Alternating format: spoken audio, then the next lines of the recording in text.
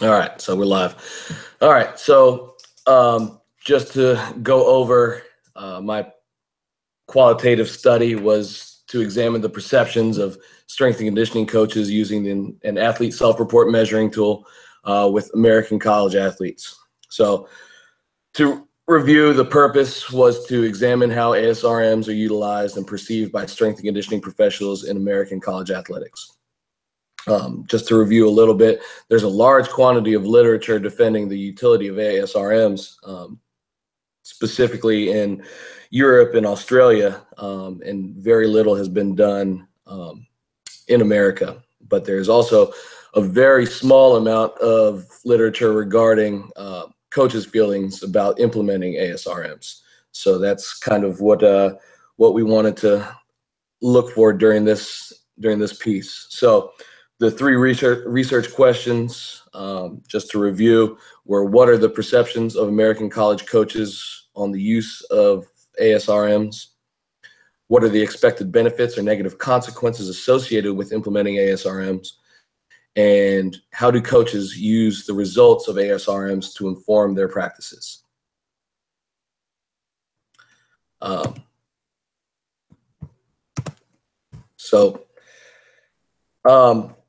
Just to go over some threats, I had previous professional relationships with all three subjects.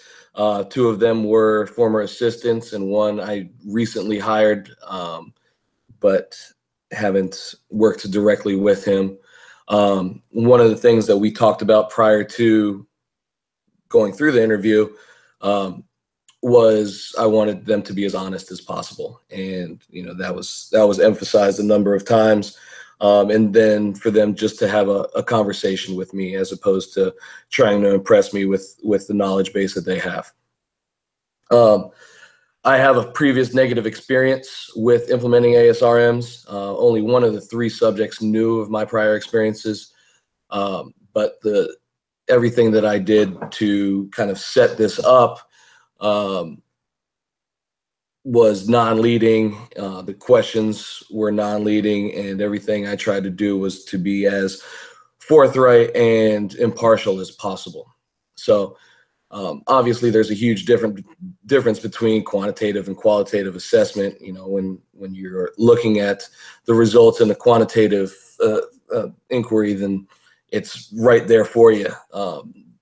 With the qualitative assessment, I've really learned that, sometimes your feelings can get in there, and whatever you're looking for can jump out.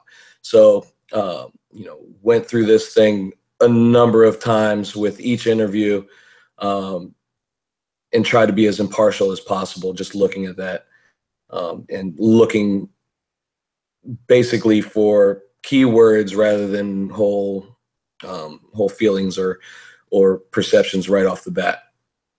And then I attempted to present the results as they were, just what they said, and in my paper I used a lot of quotes from the interviews, but just wanted to make sure that their message was heard, and there was no influence from my perspective. So with the data, obviously utilizing the grounded theory, asked questions of three different strength and conditioning coaches with varying degrees of expertise with use of ASRM. So one coach was very, very adept to it. One coach has used them once and then never again, and then one coach has never used them.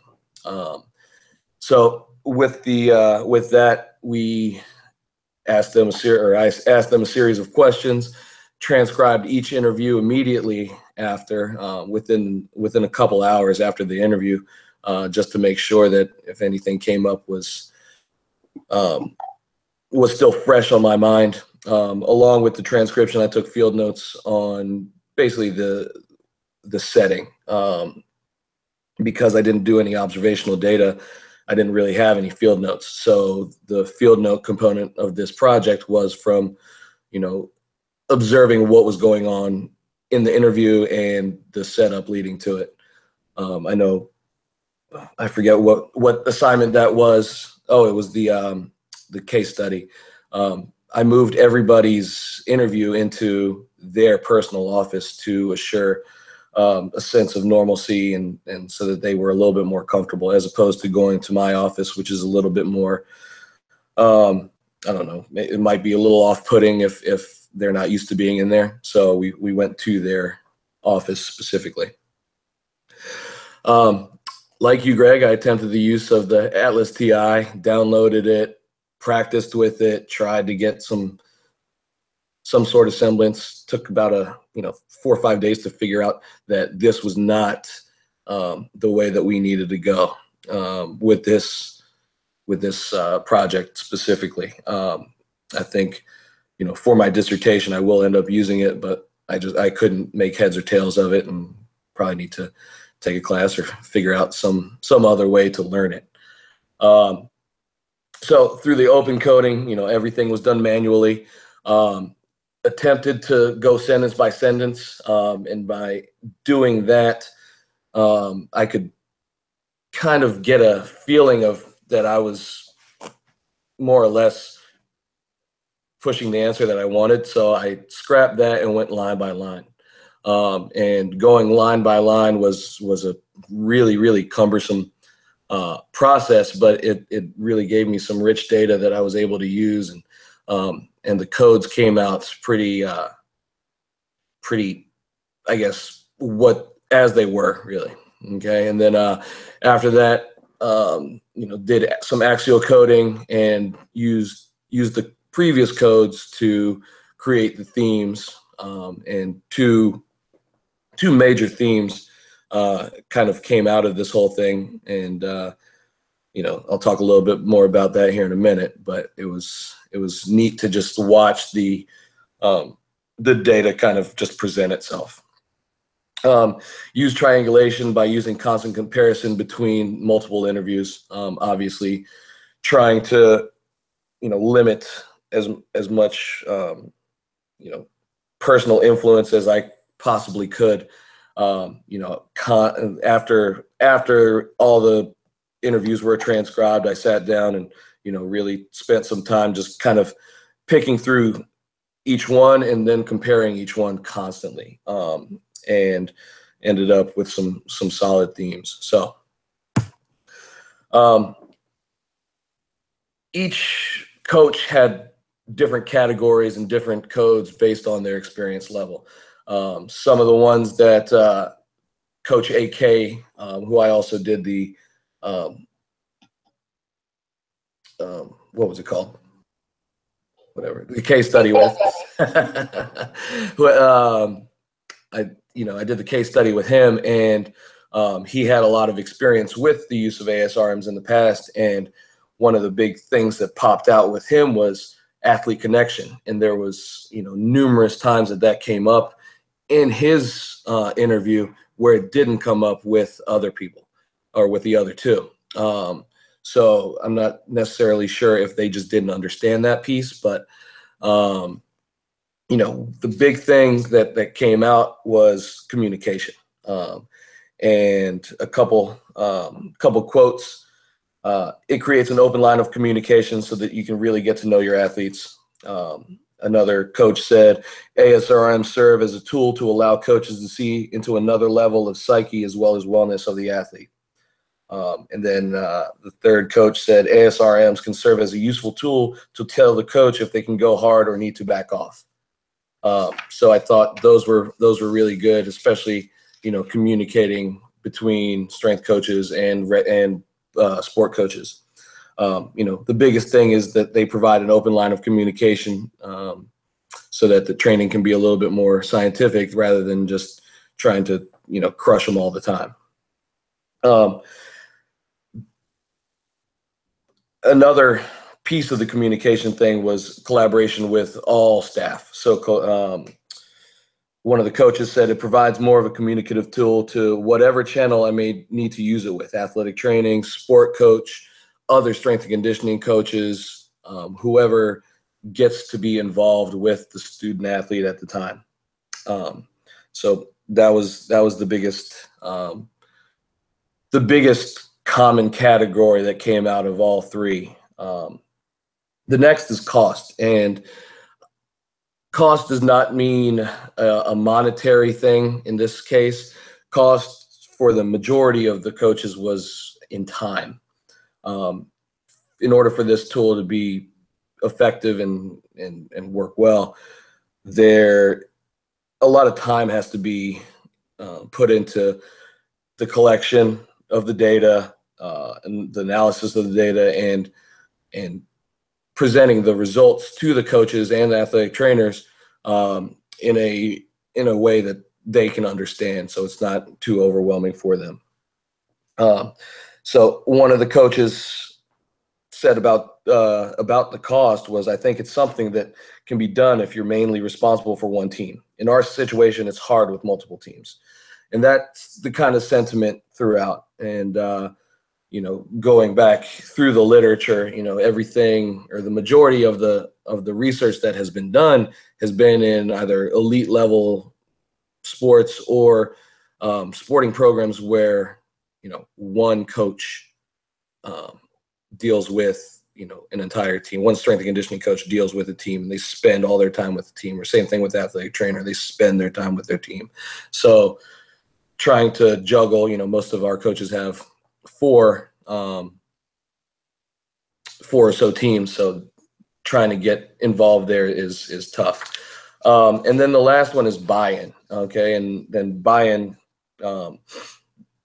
coming from both the sport coach and the athlete is very important in order for this tool to be useful. One of the coaches said, worrying that that other strength coaches are going to go through all this work and the sport coach isn't going to do anything with it. That came up a couple times,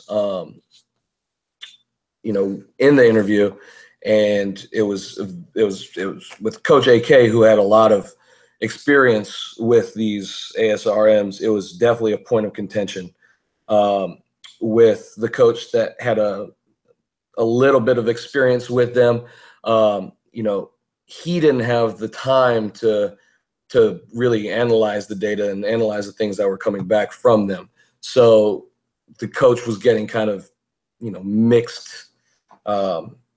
mixed analysis. So it wasn't necessarily a coach buy-in thing there. And the last thing is athlete buy-in. So this is where my personal experience, kind of creeps in the back of my head as, the coaches, the athletes, they have to be bought in. And, this is a tool that can become cumbersome over time. So a lot of the coaches talked about, sorry,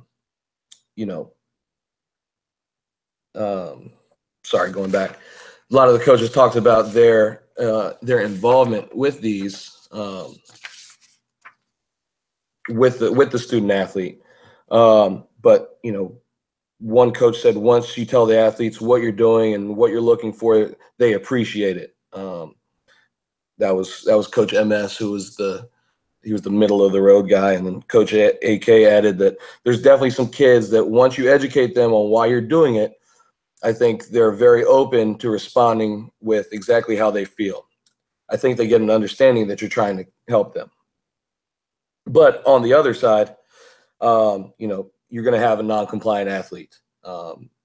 Anything that they do extra, might be a burden to them. So, and they just don't care. So at the end of the day, that's somebody that isn't going to be smart enough to want to help themselves be involved in their own training process. Additionally, some coaches provide suggestions, and one of the biggest things was just to make it more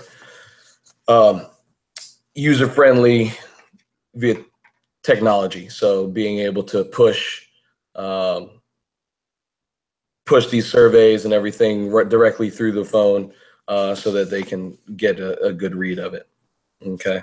So discussion. Obviously, we talked a little bit about some of the benefits of the ASRMs already. but they provide a useful tool to, look at athlete wellness and mood and fatigue state. And all the coaches collectively, felt that way, that they are a useful tool, and that, they had a place in American college athletics. But the two coaches that don't utilize them, basically they said that the benefits didn't outweigh the cost of time and effort needed to accurately implement them. That was, that's from them.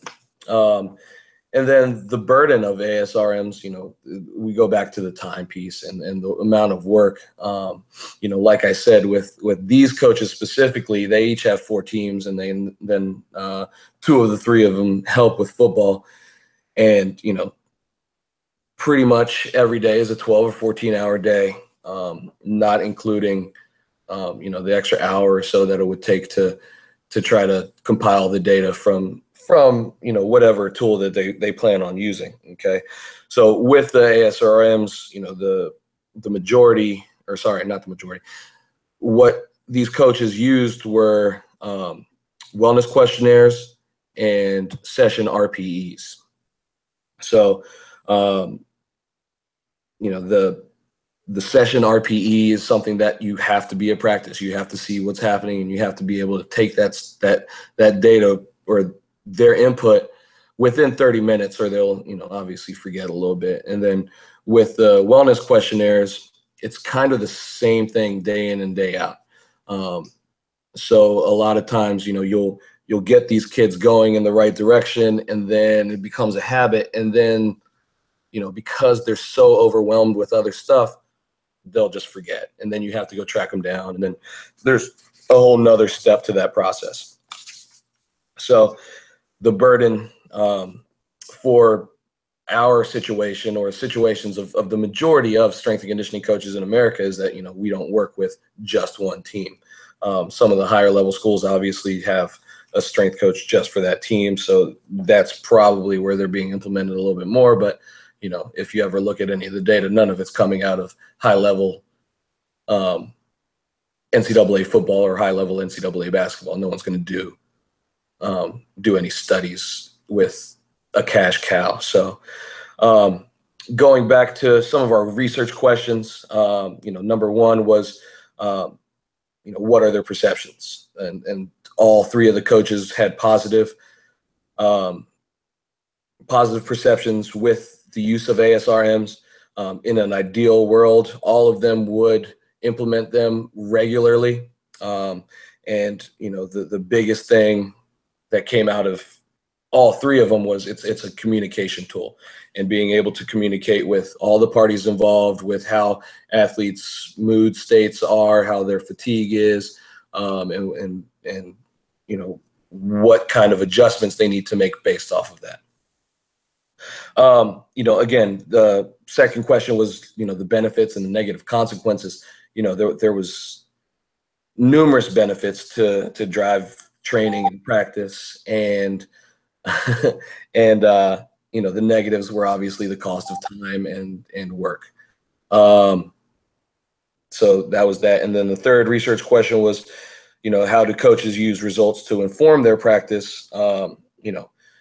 If it's just for strength and conditioning, and if it's in the off season, then, you can adjust training, positively or negatively, you can change intensities based on how they're feeling, what their mood state is and all that.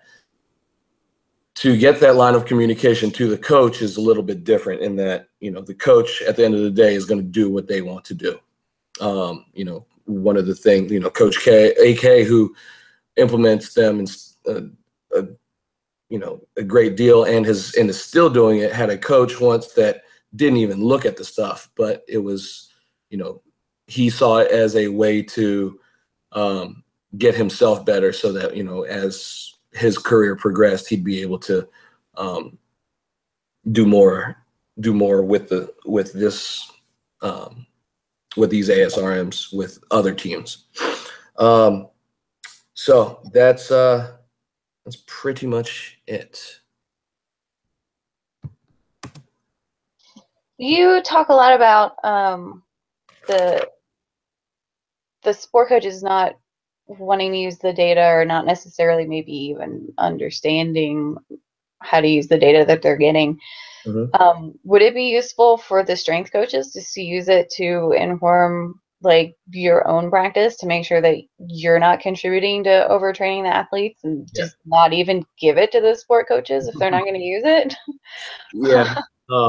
You know, with technology, the coaches, especially at some of the higher levels, the coaches have been using that as like a recruiting tool, and you know, just kind of putting it out there and letting recruits and other coaches know, oh, this is what we're doing to make them better.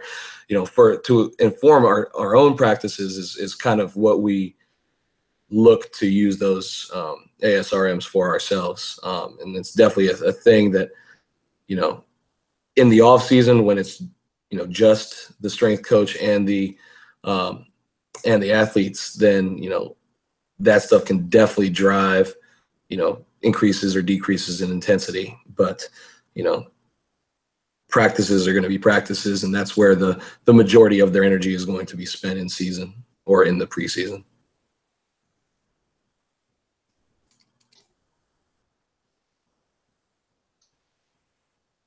You're muted.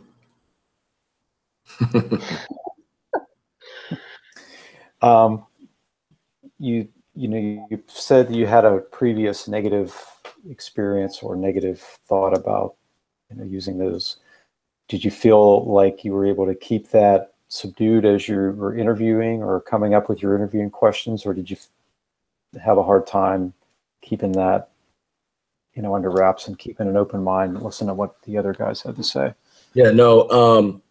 And I don't know if it's because these guys were my assistants in the past or what, but they all were kind of on the same page. Even, you know, the guy that implemented them previously, having the same sort of negative experience. But I tried to stay as impartial as possible and just hear what they were saying, and you know, without giving any uh-huhs or, yeah, I remember that, or yeah, that kid sucked, or whatever. You know, I tried to try to stay out of it and just let them tell me their story. And I think they were truthful, and, you know, got some good information out of all of it. Do you think any of you? I feel like these self-report measures are qualitative in themselves, really, and they depend a lot on the athlete being willing to be truthful. And I think that it has a lot to do with relationships with whoever is instigating the ASRMs. Oh yeah.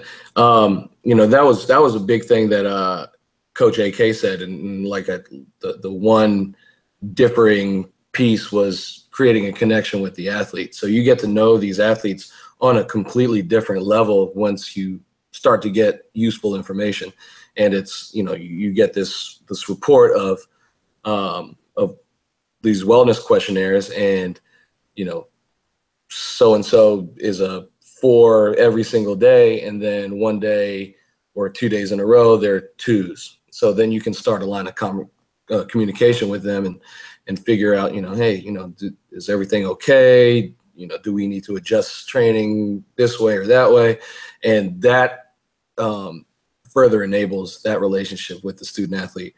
The biggest thing that I found, and in the literature as well, is creating that buy-in, is having them understand the why, and constantly teaching them and reinforcing them, utilizing these things to, you know, understand that it's for them, and it's for, you know, coaches to change practice based on certain things. But, you know, at the end of the day, you're going to have certain kids that just don't care. You know, and it's unfortunate, but that's part of it. And, you know, if 2 out of the 15 don't, you know, buy in, it kind of messes everything up for everybody. But, you know, again, just trying to communicate with them, and, you know, and relationships are formed by being around people. You know, in the situation that a lot of these coaches have, they see them 3 hours a day or 3 hours a week all week, or every week. So it's tough to, you know, try to really foster a relationship with when you just their strength coach and you don't spend any other time with them. If you are in charge of one team, you know, you spend time with them, you go to practice, you go travel with them, you can have conversations. So I think that's a big piece to the understanding the athlete buy-in piece.